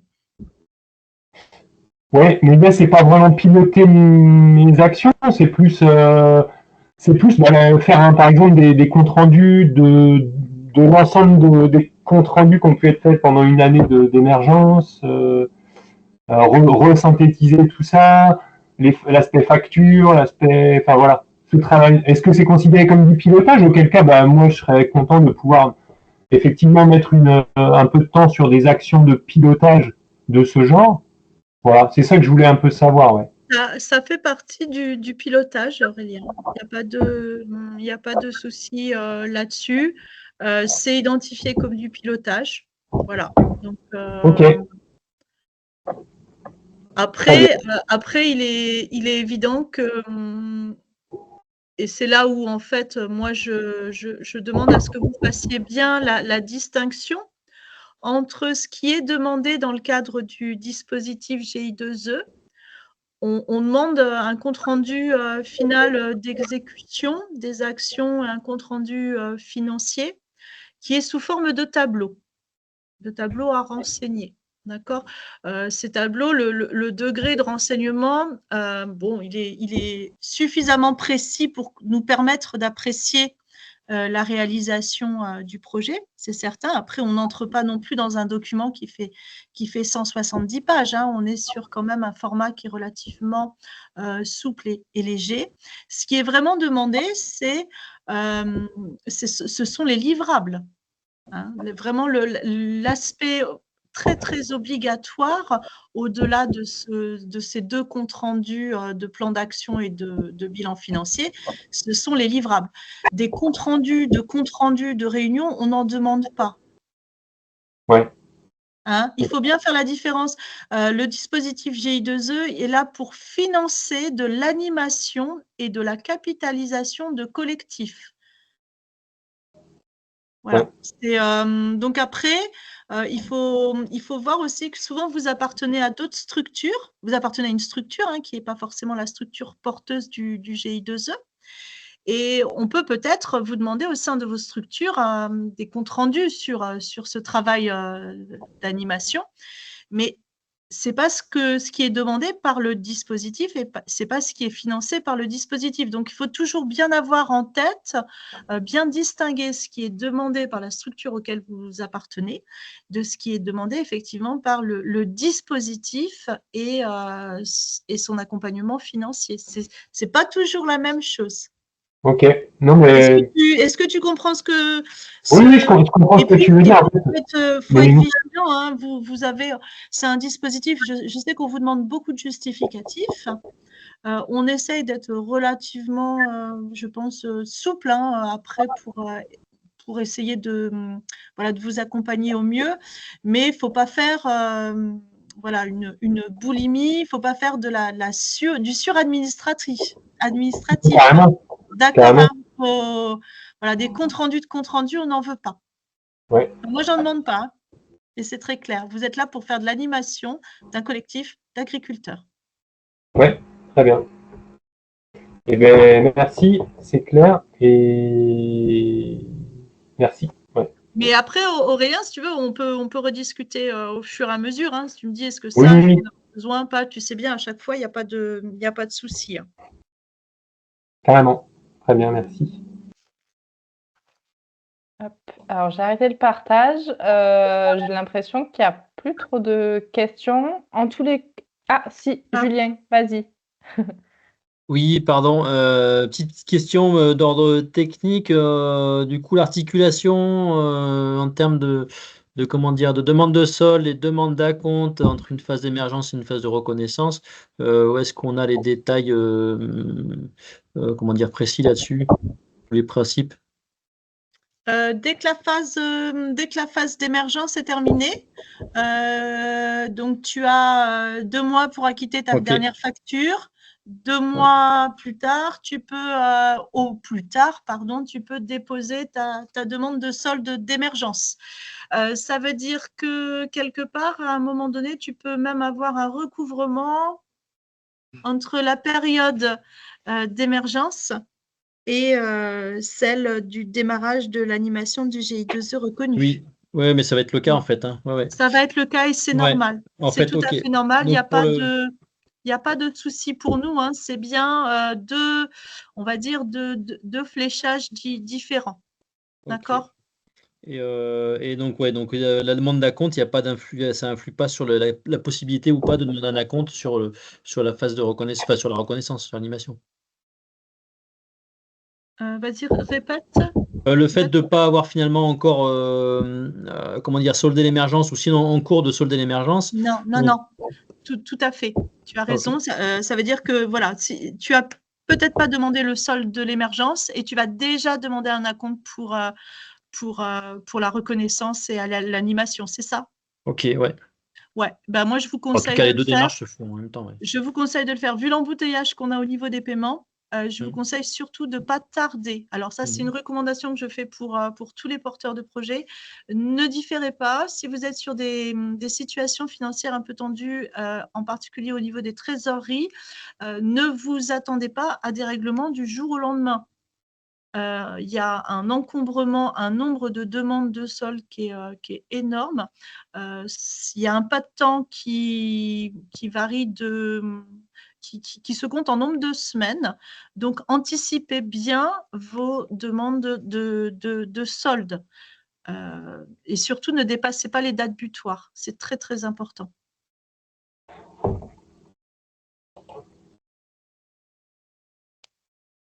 Aurélien, tu as une autre question? Oui, du coup, c'était pour faire suite à la question de Julien et les réponses. Ce qu'on appelle un recouvrement, c'est par exemple, admettons, moi j'ai l'impression que je suis dans le même cas, donc c'est la fin de l'émergence et le début du GI2E, la phase d'animation GI2E. Et du coup, ça veut dire que je peux conduire, en fait, mon émergence, parce qu'elle peut durer, par exemple, en tout, elle pourrait avoir duré 14 mois, et puis en fait, oui, l'émergence, en gros, moi, je l'avais démarré le 1er octobre 2023.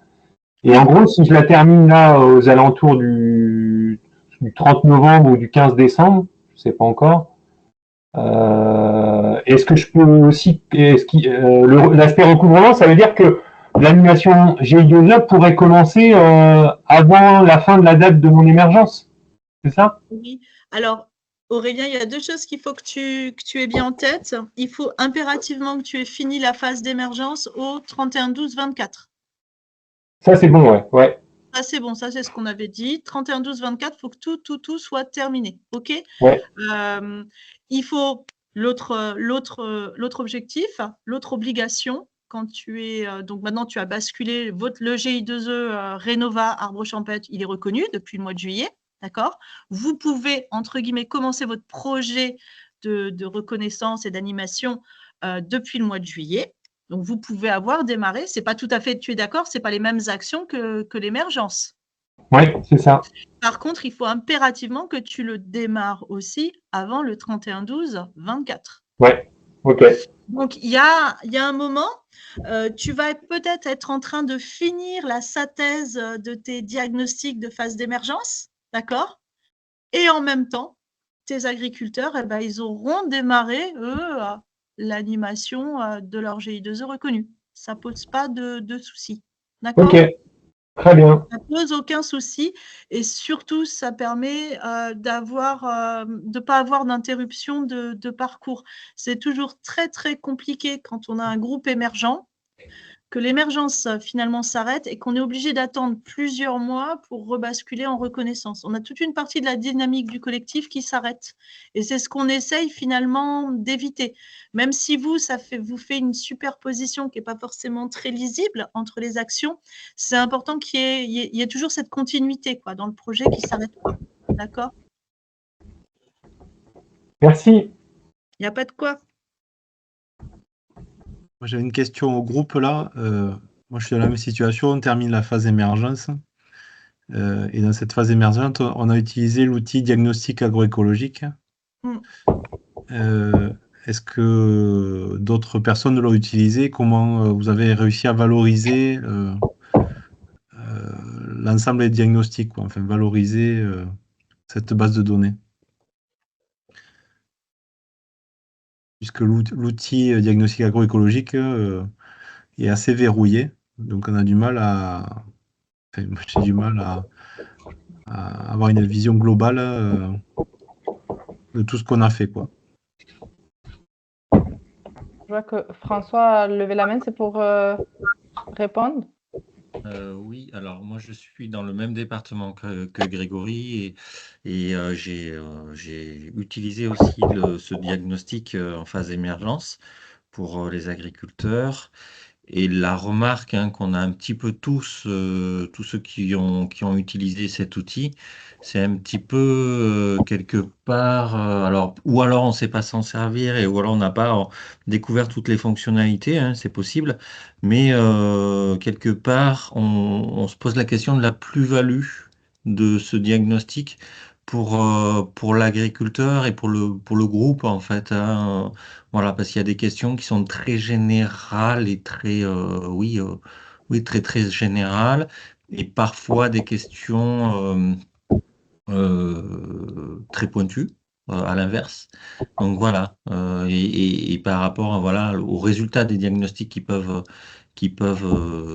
qu'on obtient, notamment sur la phase performance, des fois qu'on a du mal à interpréter. Voilà, je ne sais pas s'il y a d'autres réactions. Voilà, alors je donne un élément, cet outil-là, c'est celui qui a été, on va dire, choisi par l'ensemble des régions pour ce dispositif GI2E, avec l'idée de dire on fait une phase de diagnostic au démarrage et une phase de diagnostic en fin de projet. Donc, à partir du moment où il est valable pour, entre guillemets, toutes les situations, il y a forcément, on a toujours des soucis d'adaptation à des contextes plus locaux. L'idée, et c'est bien marqué dans le cahier des charges, c'est effectivement de faire un diagnostic avec 2 objectifs pour ces diagnostics, présenter ce que c'est finalement une démarche de transition agroécologique et voir où on en est par rapport à ce projet, et définir des objectifs communs au groupe pour le projet et pour les thématiques sur lesquelles ils souhaitent travailler et les leviers d'action qu'ils souhaitent actionner. Donc, ce qui est obligatoire, c'est effectivement cette phase de diagnostic et de bilan qui vous permet de construire voilà, l'itinéraire, la trajectoire de votre groupe et de chaque agriculteur au sein de ce groupe. Après, Diag Agroéco, c'est l'outil qui est préconisé, mais il est bien indiqué que si vous souhaitez ou si vous avez d'autres méthodes de diagnostic qui sont préférées par rapport à votre situation, par rapport au type de production, il n'y a pas d'empêchement de les utiliser. Après, toutes les remarques que vous pourrez faire sur cet outil, s'il ne vous convient pas, s'il n'est pas suffisamment adapté, il ne faut pas hésiter à me les renvoyer par écrit, que je puisse les faire remonter. D'accord? Parce que c'est vrai que certains d'entre vous me font part de leurs remarques. Si ce n'est pas adapté, voilà. Il faut pouvoir le dire et le faire remonter. Donc, il n'y a pas de souci et il y a le choix. Il y a pratiquement la moitié des GI2E qui n'utilisent pas cet outil-là, d'accord, qui utilisent un autre outil de diagnostic. Peut-être en effet, pour compléter ce que tu dis, Emmanuel, je peux vous transférer le Vademecum des méthodes de diagnostic et certification à l'usage des exploitations agricoles, qui est un document qui comporte divers méthodes de diagnostic parmi lesquelles vous pouvez choisir qui peut être le plus pertinent. Et j'ajouterai, puisque ce Vademecum a été fait en 2021, un diagnostic qui me semble que la Chambre du Tarn a utilisé, ou alors du Tarn-et-Garonne, qui est le diagnostic Adapto, qui est sur pour l'adaptation, enfin principalement en lien avec l'adaptation au changement climatique. Donc je peux vous envoyer ces deux documents-là à l'issue de la réunion, dans le compte-rendu, sans problème. Voilà. Alors, on a des méthodes de diagnostic aussi qui sont plus ciblées sur l'élevage. On a des méthodes de diagnostic qui sont développées par le réseau de l'ADR, etc., par d'autres réseaux. Donc, faut pas hésiter à choisir la méthode qui convient le mieux. L'important étant, bien entendu, en termes de méthodologie, que ce soit la même qui soit utilisée, on va dire, entre guillemets, au début et à la fin du projet pour pouvoir mesurer la trajectoire. Il y avait Margot qui avait une question, qui levait la main. Oui, c'était pas du coup sur les diagnostics, mais par rapport à ce qui était dit sur les chevauchements, émergence, reconnaissance, j'avais une question parce que nous, on avait déposé une émergence où on avait affiché un calendrier de projet qui s'arrêtait en juin, et pourtant sur le calendrier de réalisation, la fin est annoncée à décembre 2024. Du coup, je voulais savoir c'était quoi la différence entre la période de projet et la période de réalisation. Est-ce que c'est juste ça a été rectifié au niveau de l'analyse du dossier ou ça n'a rien à voir? Non, c'est la fin de réalisation, c'est au plus tard. C'est la date maximum au-delà de laquelle vous ne pouvez pas aller. D'accord, ok. Voilà.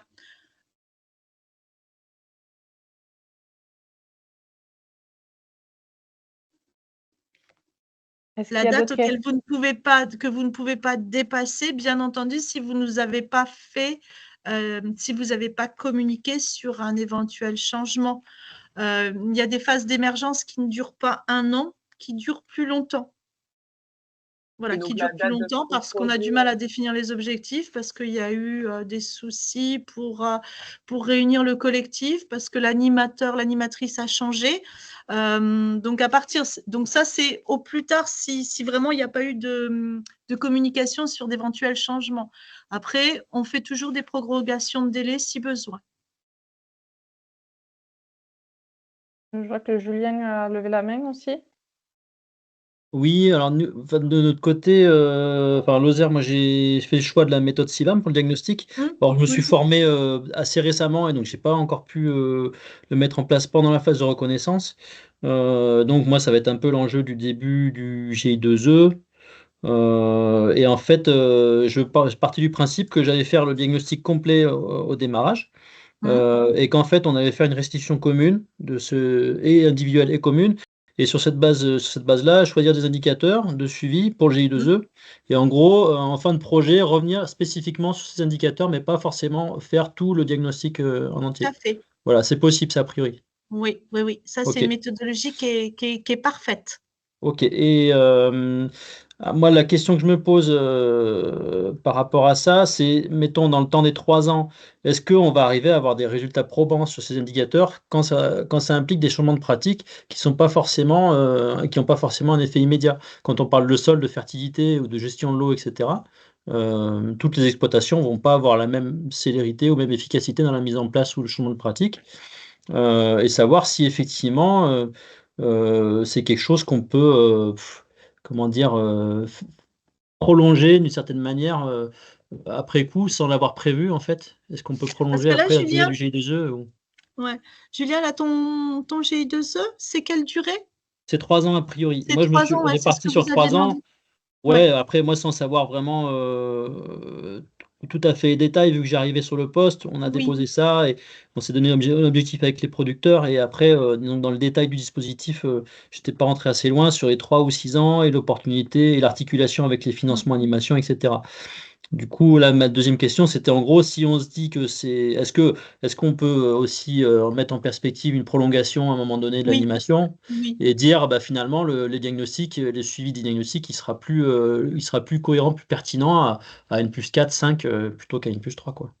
Tout à fait, c'est possible, oui. Ok. Oui, il n'y a pas de contre-indication majeure là-dessus. On a des durées qui peuvent augmenter, des GI2E qui passent de 3 à des durées plus grandes si éventuellement il y a besoin, hein. Donc, surtout ce qui va être amélioration, fertilité des sols, agroforesterie, ou même, on va dire, des allogements de rotation, des choses comme ça.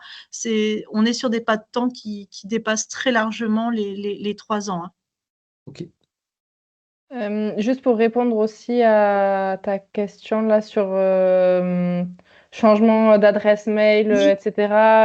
Je le prends à l'oral, comme ça sera enregistré dans le webinaire. Tu peux nous envoyer les infos à Emmanuel et moi, comme ça on les a directement. Et je crois que d'un point de vue administratif aussi, Emmanuel, il y a une démarche à faire. Donc, c'est sur le site de la DRAF. Toute modification de GI2E peut être référencée en ligne via la plateforme Démarche simplifiée. Vous avez le lien dans la boîte à outils pour le suivi administratif du GI2E qui se trouve sur le site internet de la DRAF.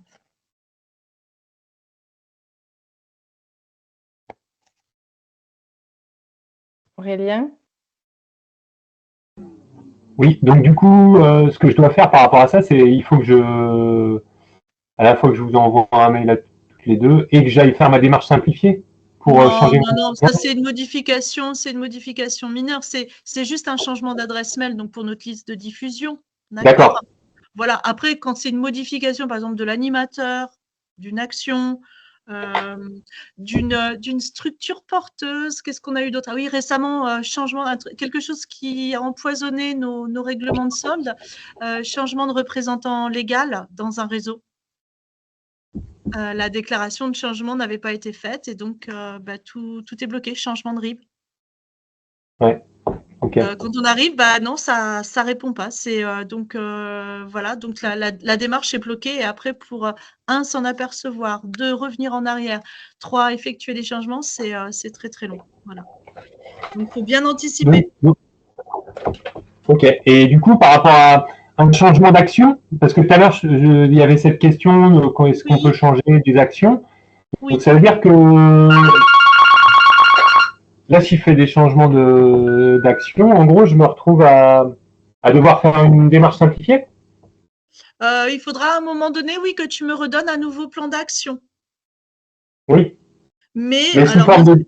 ce que je te conseille, hein, ce que je vous conseille de faire pour pas multiplier justement toute cette fameuse démarche, c'est que vous preniez le temps. On met ça par exemple en place. Je prends par exemple le cas du GI2E Sentinelle, qui est le plus gros GI2E.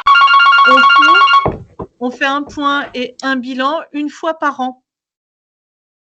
Au niveau du nombre des adhérents, de l'évolution des membres du GI2E, des actions. Voilà, on redépose un plan par an, ça nous permet d'avoir un petit peu une vue sur la continuité des actions. Et vous, ça vous allège aussi les démarches.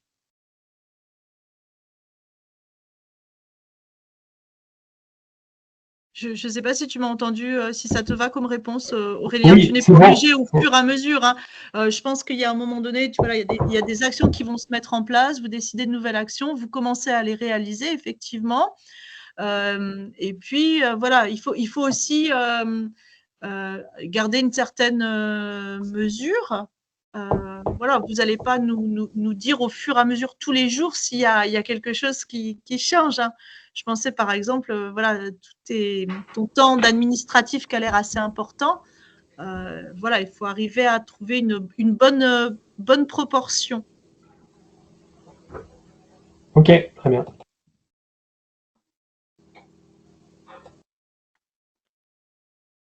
Ok, alors, bon, de toute façon, on n'arrivera jamais au bout de toutes les questions que vous pourriez vous poser. Donc, je vous propose de garder nos contacts et pour toutes les questions que vous avez, n'hésitez pas à nous envoyer un mail ou à nous appeler et on fera au mieux pour vous éclairer. Merci beaucoup pour votre participation aujourd'hui, pour toutes vos questions, interventions. Et à bientôt. Je te laisse, Emmanuel, le mot de la fin. Mais merci beaucoup d'avoir participé, d'être venu et puis bienvenue dans le réseau. Voilà, n'hésitez pas à revenir vers nous en cas de besoin. On est là pour vous accompagner. Merci. Merci. À bientôt. Merci beaucoup à Au tous. revoir. À très bientôt. Au revoir. Merci beaucoup. Au revoir. Au revoir.